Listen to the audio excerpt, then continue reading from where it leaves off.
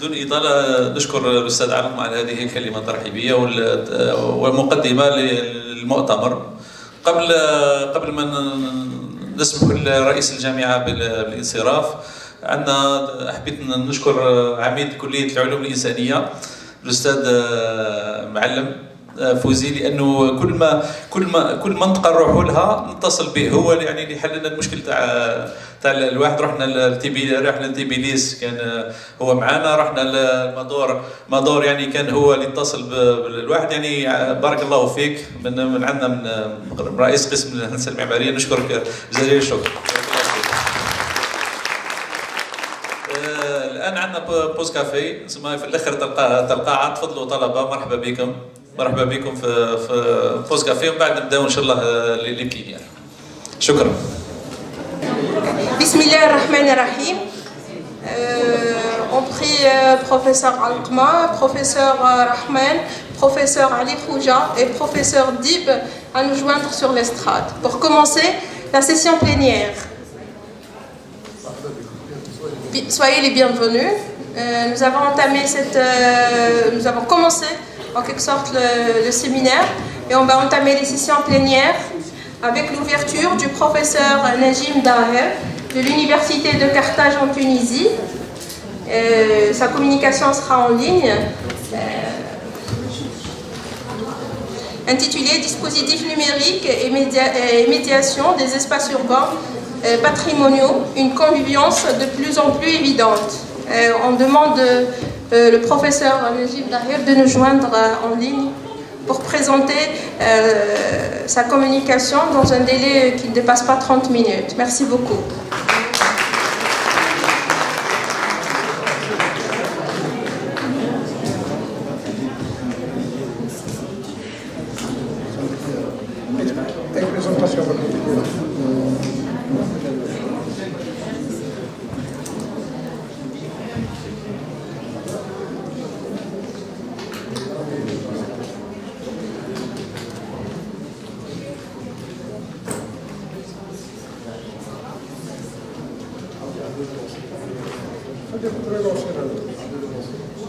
On prie le professeur Najim Daher de se présenter en ligne pour présenter sa communication.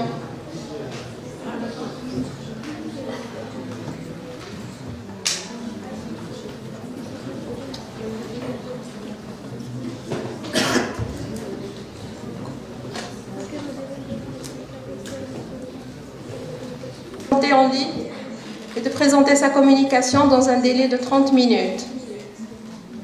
Monsieur Daher.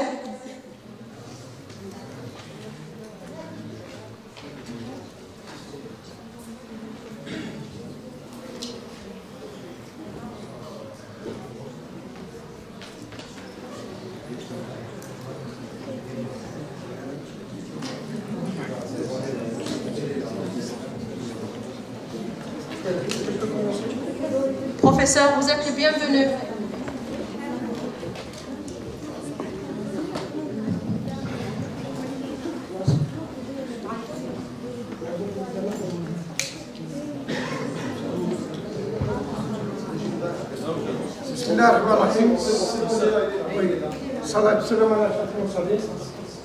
Donc, chers confrères, professeur Najim Daher, soyez bienvenus parmi nous à partir de Carthage.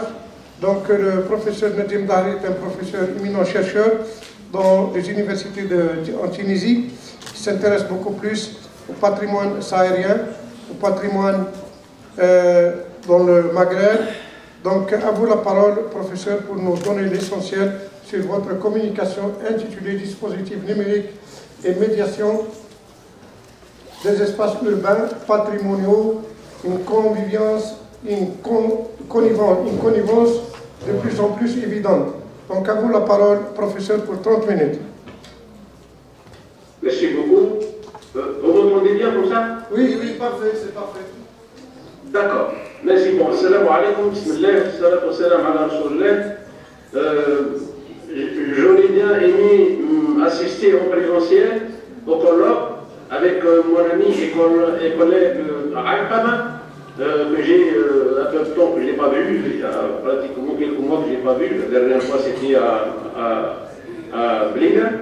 Je voudrais remercier les organisatrices et les organisateurs de m'avoir invité à partager des réflexions sur des questions qui ne cessent de tarauder les esprits des chercheurs et des décideurs, notamment cette question de patrimoine urbain et architectural, mais aussi de patrimoine immatériel, dont nos pays vraiment ont un héritage splendide, un héritage probablement un retour de... À l'aide du numérique, aujourd'hui, vous le voyez tous les jours, les technologies émergentes transforment notre conception et notre perception de l'espace et des lieux et des formes. Soulignons par la même chose, par le même passage, une certaine plasticité de la mémoire individuelle et collective. En effet, l'avènement du dataïsme et de l'intelligence artificielle redéfinit profondément la manière dont nous appréhendons les notions de mémoire, de forme, de lieu, notamment pour nous les architectes et les urbanistes et ceux qui s'intéressent bien entendu au patrimoine bâti. Ces changements nous obligent, je pense, à repenser notre rapport à la complexité, à l'intelligibilité et à la médiation, posant ainsi les jalons d'une réflexion approfondie autour de ces thématiques. Et c'est ce que je pense un colloque a bien rédigé cet argumentaire qui pratiquement a fait un survol de toutes les problématiques et les enjeux que notre patrimoine urbain et architectural est en train de subir ces dernières années, pratiquement depuis quelque temps. Alors, il me semble nécessaire de repenser le mode de valoriser le patrimoine, de faire usage de ce patrimoine, de vivre le patrimoine. Tout à l'heure, M. Arham a dit qu'il y a 7 ou 8 sites qui sont classés en Algérie, en Tunisie la même chose, pratiquement dans beaucoup de pays arabes, alors que nos territoires, nos pays pratiquement sont submergés de monuments historiques, de sites historiques qui sont vraiment très importants et très intéressants et très prestigieux également. Donc, il faut penser autrement la valorisation du patrimoine, essayer de contourner, si vous voulez, les discours tout faits sur notre façon de valoriser, sur cette valorisation traditionnelle, classique, et de voir autre chose, surtout avec ces nouvelles technologies aujourd'hui qui vont certainement nous aider à voir autrement, si vous voulez, notre façon de valoriser le patrimoine. D'autre part, et on ne le dira jamais assez, notre patrimoine urbain et architectural traverse de profondes mutations et se heurte à des dynamiques conflictuelles. Sa mission est devenue plus complexe et plus importante que jamais. Et malheureusement, notre patrimoine, je parle du monde du patrimoine tunisien et algérien, que je connais bien, libyen aussi, maghrébin, vraiment, de façon générale. Donc, ce patrimoine est en péril car il est mal conservé, pas assez mis en valeur pour qu'il constitue vraiment un vrai levier économique. Aujourd'hui, le développement de ces technologies numériques offre de nouvelles perspectives pour une valorisation innovante du patrimoine, de le faire sortir de l'oubli, de la banalité, de lui donner, de lui restituer un sens. Bref, je pense que l'enjeu de ce colloque est aussi d'aider ces nouvelles technologies à mieux s'installer dans le sillage de la préservation et de la restauration du patrimoine urbain et architectural. Et les possibilités de valorisation offertes par les dispositifs numériques sont multiples et complexes et explorent plus précisément le potentiel de la réalité augmentée. Face à cette réalité, la réalité de notre patrimoine, il me semble nécessaire de remodeler la façon dont le patrimoine est vécu et communiqué et présenté. Certes, il faut être conscients que ces nouvelles technologies peuvent représenter, bien entendu, un défi à part entière pour être utilisé à bon escient. On revient à ça probablement après dans les discussions. Mais il y a énormément aujourd'hui d'outils, il y a autant d'outils que de besoins. Des outils qui sont détournés, qui ont été créés pour d'autres spécificités, mais qui ont été détournés vers le monde du patrimoine. On peut parler de beaucoup de technologies. Aujourd'hui, on parle même de drones, de scanners, de jeux radars, des technologies immersives, telles que la réalité virtuelle, la réalité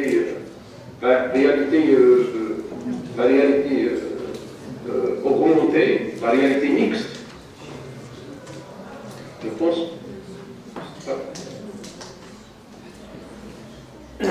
qu'il est là.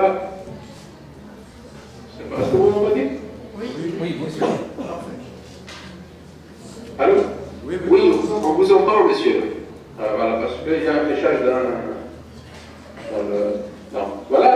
Donc, ces technologies sont installées sans pour autant qu'il y ait un mode opératoire particulier. On les utilise pour la médiation culturelle, pour de la numérisation, pour de l'expertise, de l'analyse structurelle, de l'analyse des formations, des pathologies. Les architectes et les urbanistes et les archéologues savent très bien de quoi je parle. Donc, en fait, grâce à ces technologies immersives, il est désormais possible d'agir sur les comportements des usagers et sur les identités culturelles en temps réel. On reconnaît, bien entendu, que ces technologies ouvrent la porte à de nouvelles formes d'expression culturelle, offrant tant aux visiteurs, aux créateurs, des moyens novateurs d'interagir avec et de contribuer aussi au contenu culturel, de contribuer à enrichir ce contenu culturel de nos sites, de notre patrimoine. Donc l'objectif de cette intervention est de présenter l'étendue de quelques perspectives offertes par le numérique pour valoriser le patrimoine et redessiner les rapports le nouveau rapport entre l'individu et son espace patrimonial urbain. Je voudrais un petit peu partager quelques dessins, je ne sais pas.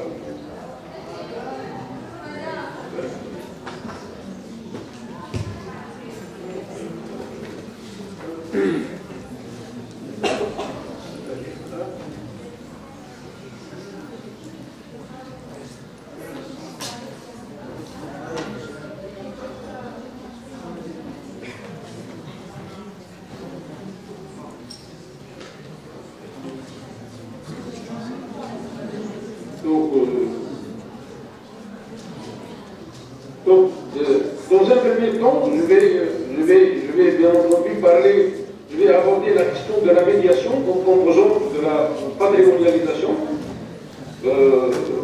d'espace urbain pour saisir le rapport entre les dispositifs technologiques de médiation patrimoniale et le concept de patrimonialisation dans son acception communicationnelle.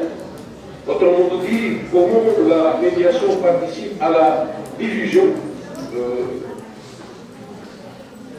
et à la médiation. Et comment le numérique aussi est ainsi pensé comme un médium parmi d'autres au service du médiateur et du discours.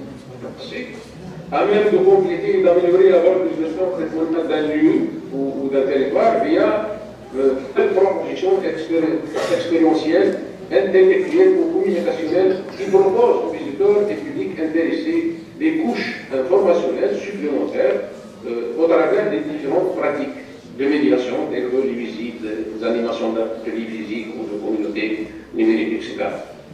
Bien entendu, je vais également présenter en bref quelques initiatives citoyennes engagées sur les questions, initiatives tunisiennes, engagées sur les questions liées à la valorisation numérique des patrimoines.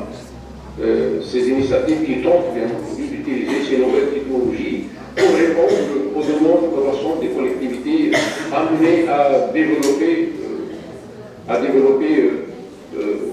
des outils de médiation numérique et de représentation par la création d'expérience, utilisant ces ressources patrimoniales pour des besoins de marketing territorial. Vous avez en Tunisie, le secteur touristique est considéré comme un levier de développement, donc beaucoup d'acteurs cherchent bien entendu à exploiter, à instrumentaliser ces outils pour se développer, pour développer le territoire, bien sûr pour des raisons touristiques, économiques.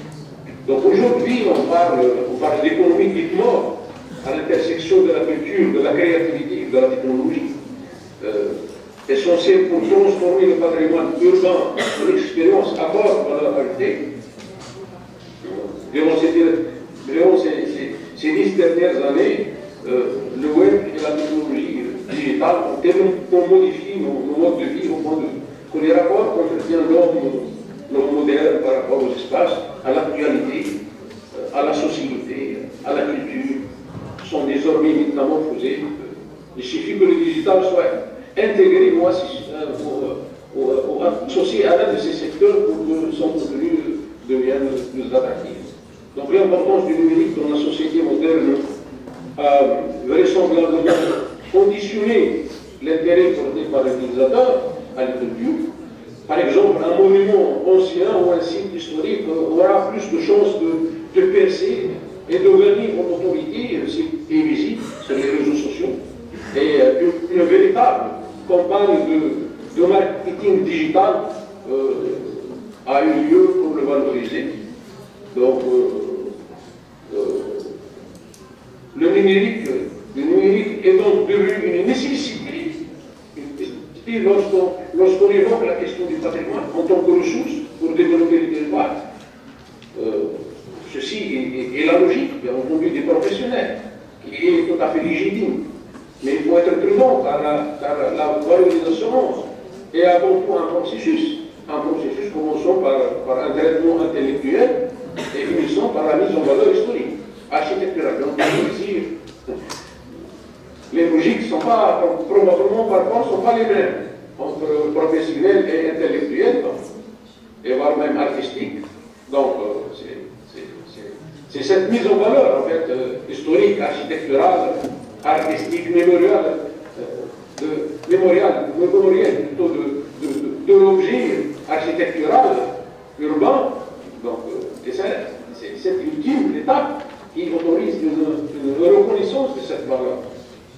Aujourd'hui, on ne sait pas valoriser un patrimoine qu'on ignore. Il faut le reconnaître. Si on ne comprend pas son histoire, on ne peut pas le valoriser. Et il faut aller aux origines, où des bâtiments anciens souvent dégradés. C'est pour cela que parfois, ces technologies nouvelles peuvent reconstituer même les origines, revenir un petit peu à l'état initial, comment ils étaient, ces sites, comment ils ont évolué, comment ils ont été dégradés, etc., pour montrer aux jeunes générations leur histoire telle qu'il était.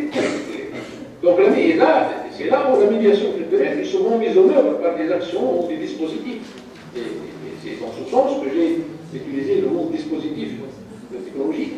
Nous employons également l'expression de dispositif de médiation pour signifier la matérialité des objets techniques qui permet la médiation. Le numérique s'est transformé en atout majeur dans la valorisation et la création d'une certaine attractivité, assez puissante même, pour concilier les citoyens et notamment les jeunes avec leur patrimoine. Car il nous semble que les habitants sont les meilleurs ambassadeurs de leur territoire. Sensibiliser ce premier public et à la sauvegarde de son patrimoine et à la préservation de son cadre de vie sont une des principales missions accomplies. Vient ensuite d'autres facettes de ces missions qui constituent à inciter à un tourisme de qualité et répondre aux pratiques de découverte des visiteurs atterrés par la qualité architecturale du paysage du territoire. Donc une très grande richesse historique, patrimoniale, en Algérie et en Tunisie, est encore très mal communiquée. Très mal comprise, voire même, et très mal préservée. Donc aujourd'hui, le modèle communicationnel traditionnel basé sur l'autorité d'un public à sens unique a évolué vers l'interactivité.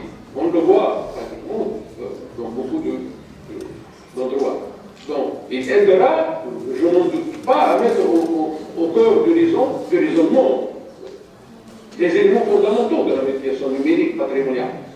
Et là, plusieurs temporalités coexistent. Une continuité une continuité, bien entendu, peut être entre l'outil numérique et le patrimoine physique. Et l'animation du projet avec les acteurs éducatifs et touristiques, le souci permanent également de notre temporalité, le souci de l'appropriation, le souci du partage et de l'échange. Aujourd'hui, de vrais besoins en termes d'accompagnement, de formation, sont apparus pour développer des dispositifs numériques de plus en plus innovants et adaptés aux attentes des publics.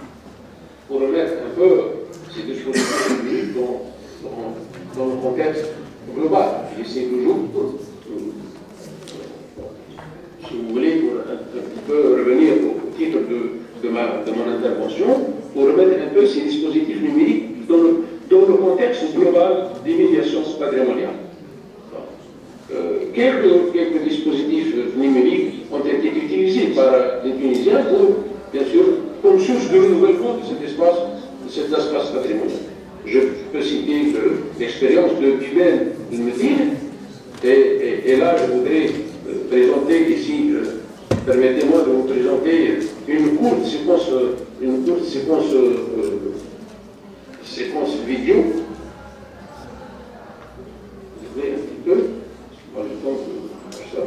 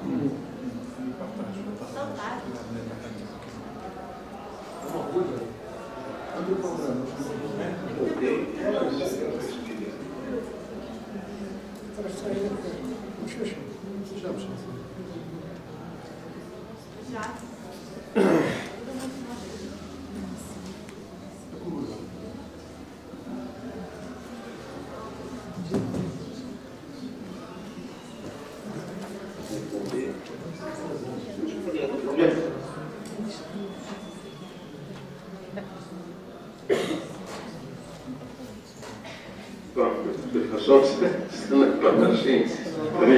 Il fallait que...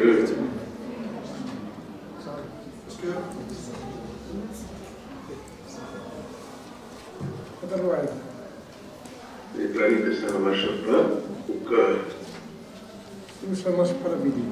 De toutes les façons, hein. Professeur, si vous permettez, je vous demande de contrôle à distance. C'est une vidéo. Ah oui, la vidéo, je n'ai pas vraiment arrivé à partager la vidéo. C'est ça le problème. Non, mais je vous ai envoyé une demande de contrôle à distance. Peut-être que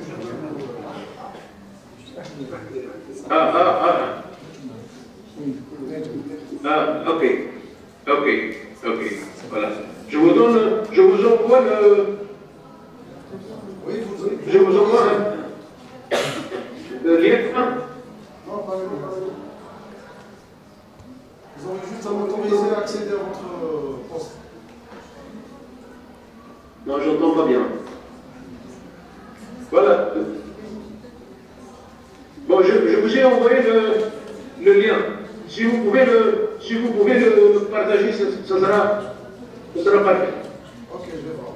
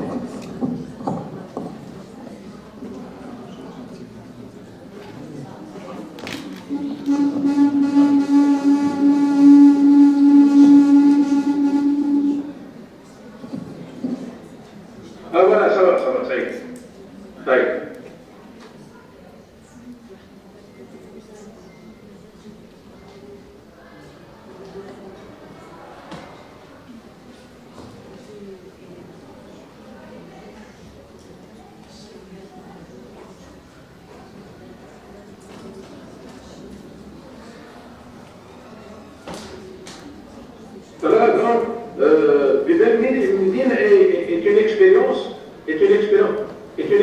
immersive à travers un parcours numérique interactif. Vous voyez, un parcours numérique interactif, le tunnel de lumière, qui s'appelle le tunnel de lumière, qui met en valeur les ruelles de la Médina de Tunis. Vous m'entendez? Oui, oui, on vous entend très bien.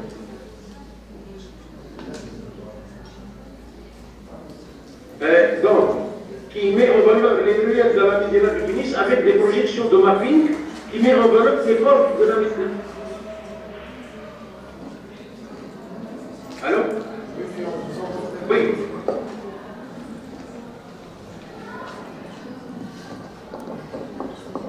Bon, je continue, sans problème.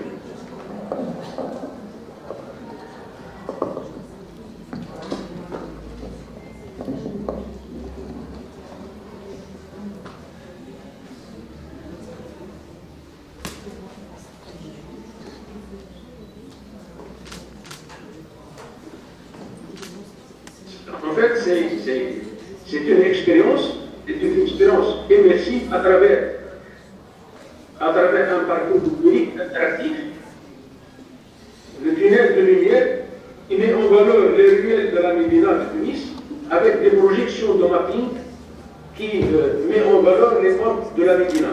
Donc les organisations des expositions scénographiques combinent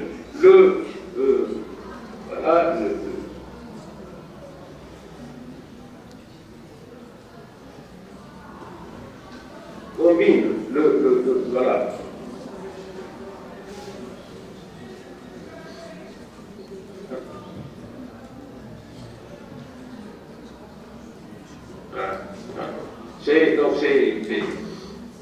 C'est l'organisation des expositions scénographiques combine le vidéo mapping, les lumières, les sons et les images pour promouvoir l'espace urbain et la splendeur architecturale de la Médina de Tunis d'un côté, et pour inviter le numérique à l'espace patrimonial. Étant donné que les jeunes, souvent, n'ont pas pour l'habitude d'aller visiter les espaces patrimoniaux. Notre expérience, notre installation audiovisuelle de Muséum là, il cherche à mettre également en valeur l'art islamique en Tunisie à travers les nouvelles technologies, en l'occurrence la réalité augmentée. La réalité, cette catastrophe originale se déploie autour d'un mapping vidéo architectural inspiré des murs des palais médicaux, tapissés de panneaux en plâtre ciselés. On peut revenir un petit peu à... Cher professeur, essayez de résumer, il vous reste 5 minutes. Oui, d'accord. Merci. Donc, voilà, d'accord. Donc, ce spectacle met en scène un savoir-faire patrimonial islamique disparu aujourd'hui, c'est-à-dire des motifs de stupes ciselés qu'on retrouvait jadis sur les murs et les plafonds des demeures et des palais de la Médina. Donc, cette technique de vidéomapping dessine les murs et les motifs géométriques, arabesques et des calligraphies islamiques. Donc, de tels événements offrent une meilleure visibilité et permettent de promouvoir intelligemment le patrimoine à l'aide du virtuel qui enrichit le réel, que ce soit par le biais de solutions de réalité virtuelle moderne qui ont considérablement évolué, ou encore les techniques les plus avancées de la réalité augmentée. Donc des approches centrées sur l'utilisateur, tout en intégrant les dimensions culturelles et artistiques, soutenant un écosystème de conception technologique en pleine expansion. Sauvegarder le patrimoine, c'est surtout le faire vivre. Il faut le faire connaître aux nouvelles générations, les impliquer dans la promotion de leur patrimoine avec des dispositifs plutôt numériques qui permettent aussi de vivre des expériences qui seraient impossibles de vivre sans elles. Bon, on a parlé un petit peu de l'héritage Building Information Modeling, HBI, et d'autres modèles numériques du patrimoine culturel qui émergent aujourd'hui comme des outils essentiels pour la préservation et la présentation des sites culturels dans un environnement numérique. Donc, ces dispositifs technologiques permettent aussi des reconstructions détaillées tel que par exemple découvrir le port unique de Carthage au IIe siècle, par exemple, ou d'autres sites, comme ils ont déjà fait ça, on n'a pas le temps de montrer tout cela. Donc, on vise de conclusion, et pour réfléchir aux objectifs pédagogiques, communicationnels et informationnels, ainsi qu'au public visé par le projet de valorisation. Je dirais que quelle que soit la formule retenue des dispositifs numériques élaborés, ces derniers doivent répondre à des besoins parfaitement identifiés, s'adapter à l'ensemble des contraintes envisagées et s'intégrer dans un environnement complexe et perpétuel. Je termine quelques secondes. Donc l'objectif est de rendre le patrimoine urbain et architectural accessible et à des publics divers dans une perspective durable et inclusive impliquant les communautés et les individus dans les projets patrimoniaux. Et là, il nous semble nécessaire de remodeler notre façon dont le patrimoine est vécu et communiqué et préservé. Et pour revenir au titre de cette intervention, et sans céder au CRM du numérique, la connivence du patrimoine et du numérique est désormais évidente. Le numérique est donc devenu une nécessité lorsqu'on évoque la question du patrimoine. Voilà, donc dans la recherche et la saisie du patrimoine urbain et architectural, aujourd'hui l'analyse structurelle ou autre est toujours là, comme outil d'investigation, comme support de valorisation, comme vecteur d'échange et de communication. Merci à vous et désolé pour ce malentendu. Voilà, merci cher professeur pour cette communication très intéressante sur le patrimoine au Maghreb et l'intégration des outils numériques pour mettre en valeur et préserver la mémoire collective dans le Maghreb algérien. Donc, restez avec nous, chers professeurs, pour